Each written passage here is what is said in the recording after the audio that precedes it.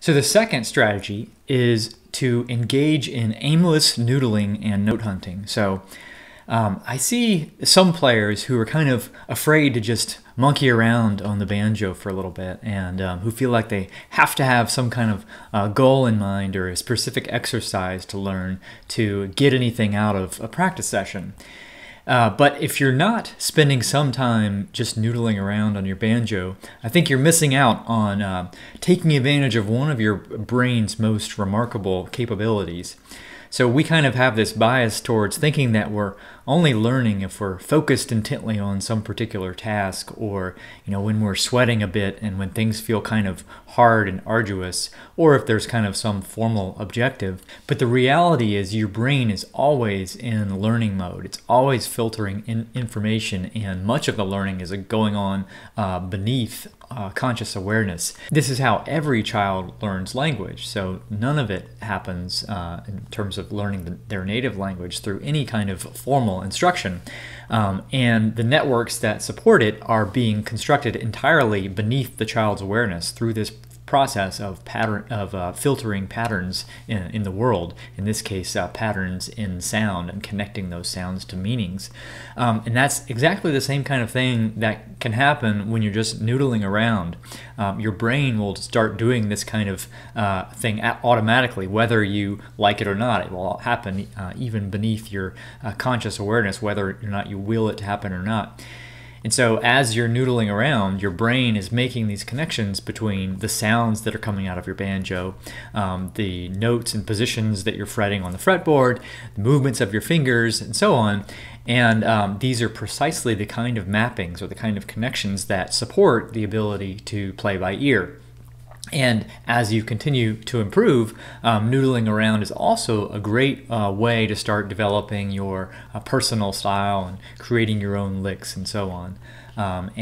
Trust me when I say that every expert player has spent a considerable amount of time just noodling around on their banjo, so don't miss out on the advantages of doing so. The third strategy is to visualize. So as I alluded to a bit earlier, visualization, or imagining yourself playing or practicing, is an incredibly useful and, in my view, vastly underutilized learning technique. It's also one of my favorites. One of the most amazing things about it, which the research on it has clearly shown to be true, is that you can reap many of the same benefits from visualizing yourself practicing as you can with actually practicing with your instrument. And if done right, it will activate the same brain areas as you do when you're practicing with your instrument, and it will stimulate those same areas to change just as regular practice would. And there are several ways that you can implement visualization as a learning tool, and there are certain things that work better for it than others. But for someone who's trying to get away from tab and start learning by ear, it can be even better than physical practice. And for our purposes here, the key visualization technique is, as I mentioned a bit in the tune learning process, is to imagine yourself playing a song and visualize using the first person perspective. So not watching yourself playing, but actually imagining yourself holding the banjo and so on. And imagining the movements that you're making with your picking and your fretting hands as you imagine the song being played.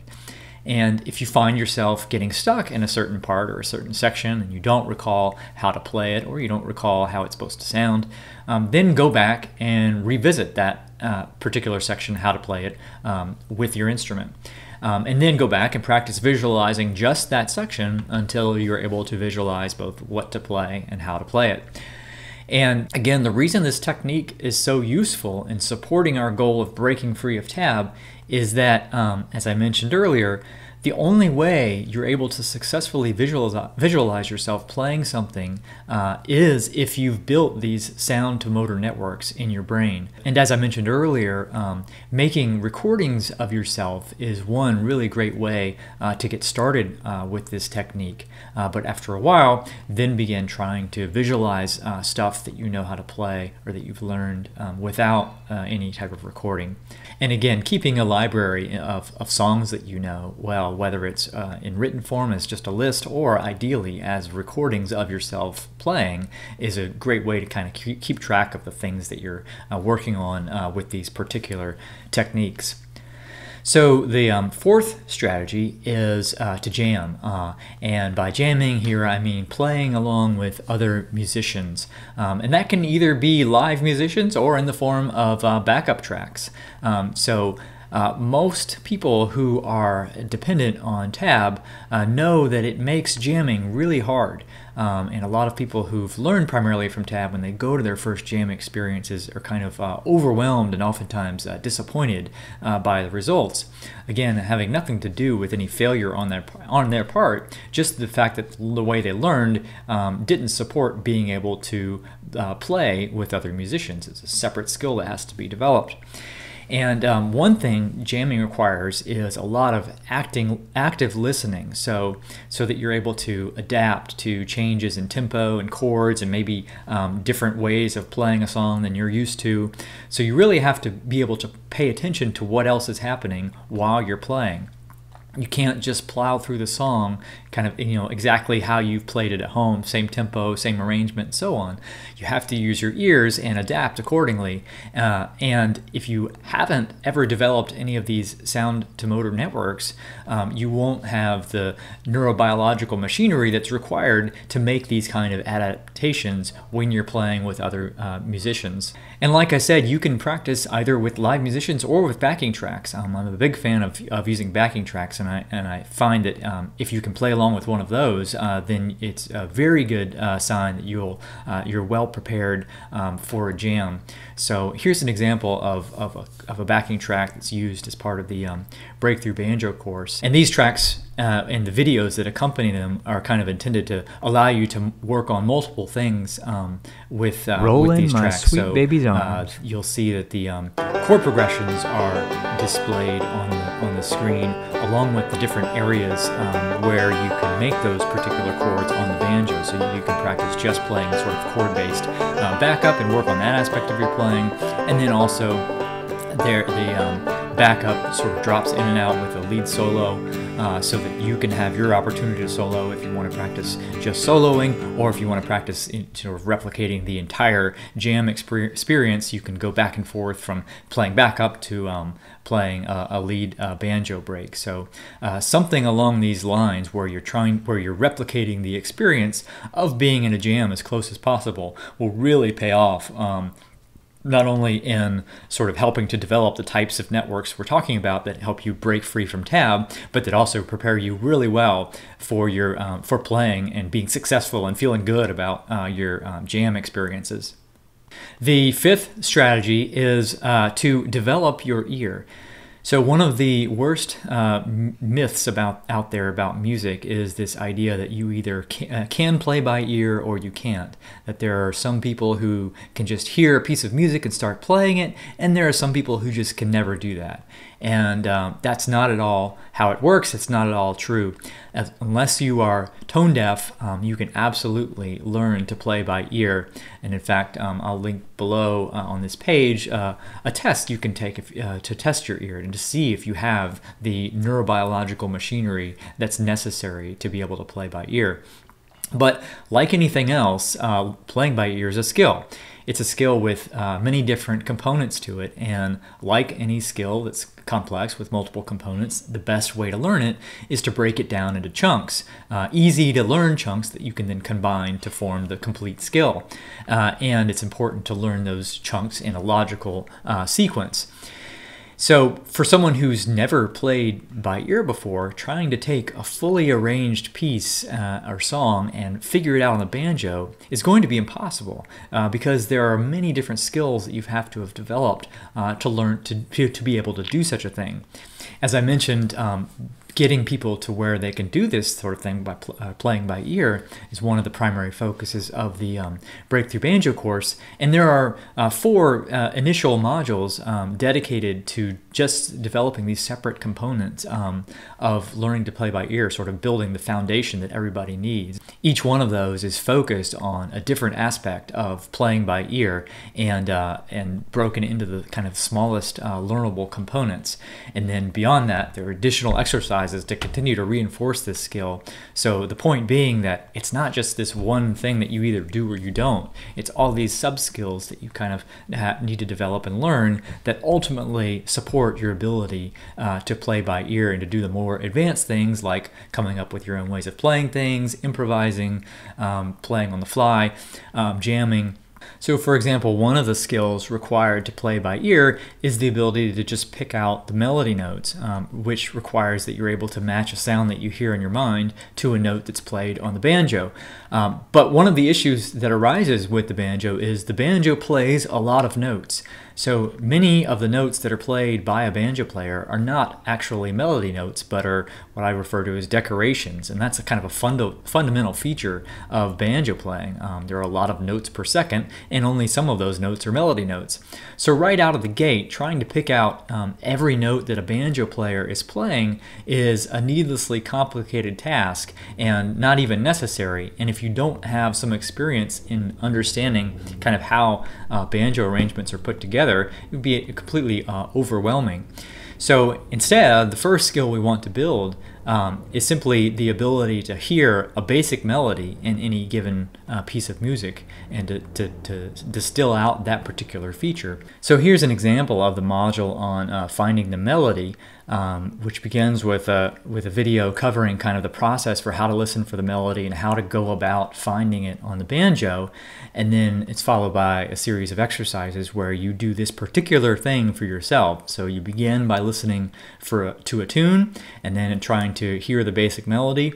And then there are tracks where I hum the melody and play it on the banjo so that we know we're on the same page. And then you try to find those notes on the banjo using some visual diagrams for a guide. So again, we're breaking the process down into a much smaller and manageable step rather than trying to do the whole thing all at one time. So taking something that for anyone who's just getting started would seem impossibly overwhelming and complicated, and broken it down into a series of smaller steps that are much easier to master.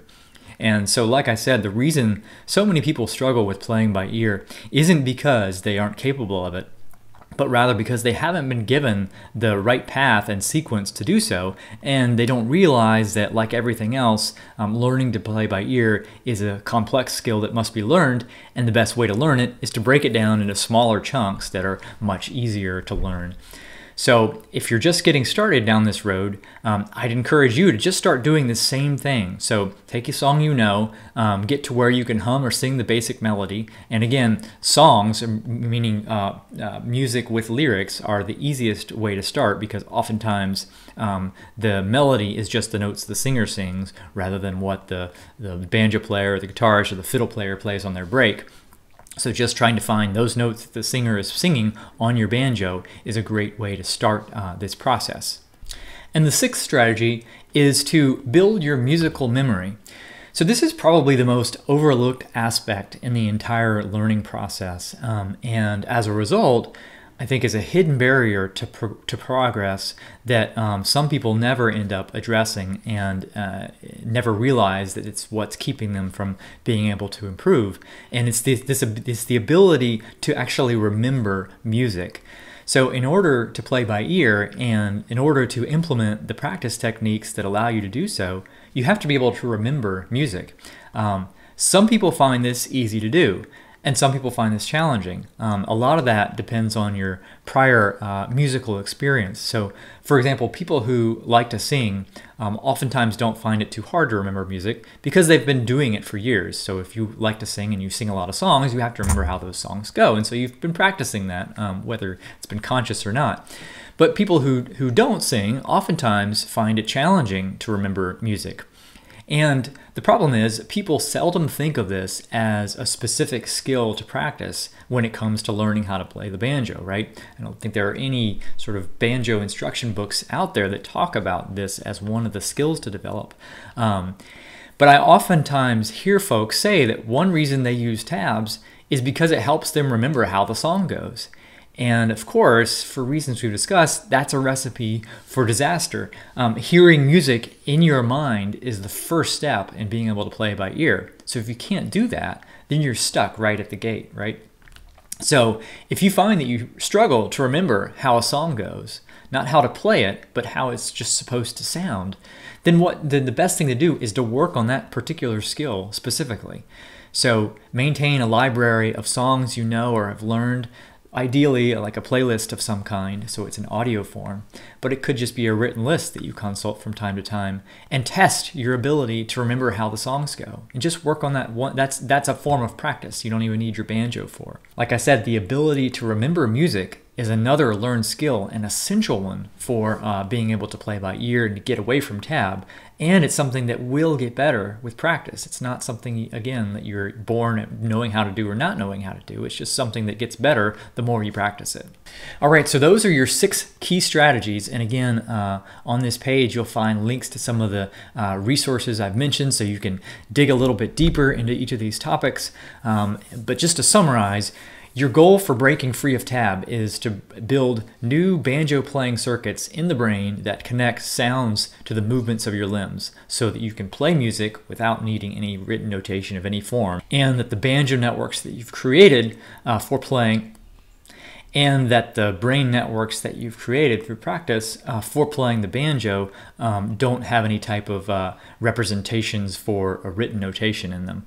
And like I said earlier, it's these kind of brain networks that are essential for doing all the things we associate with intermediate and advanced and expert players, like jamming, improvising, playing by ear, arranging their own music, developing their own personal style of playing, as well as just being able to maintain a large library of songs in their mind that they can play at a whim. And all of the strategies that I've given you are strategies that will start to create these tab independent brain networks.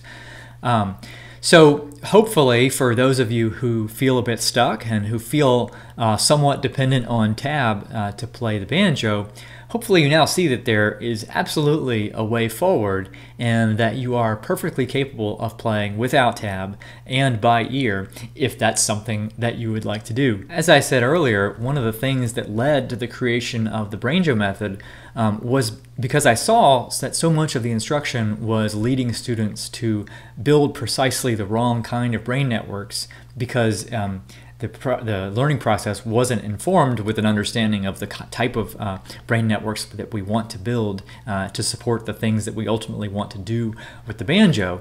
So I wanted to create a method where the most common outcome wasn't frustration and stagnation, but was one of continuous progress that took people where they wanted to ultimately go with their banjo and become fluent by-ear musicians. And all of these principles are directly integrated into the design of the courses themselves. So if you've felt stuck or frustrated in your banjo playing journey, I invite you to check out the Breakthrough Banjo courses for either clawhammer or fingerstyle banjo, whichever you desire. Like I said before, the Brainjo method is a different approach to learning how to play the banjo, and one of the differences with the fingerstyle course is that it doesn't limit. There's no limitation to a particular style, which in my view is one of the reasons why folks so often struggle. So with the fingerstyle course, you learn old-time 2-finger, 3-finger, Schruck style, and so on, because there's absolutely no reason why you should constrain yourself to just one, and in fact, constraining yourself to just one actually makes learning it harder. All right, so that concludes this Breaking Tab workshop. Thanks so much for joining me.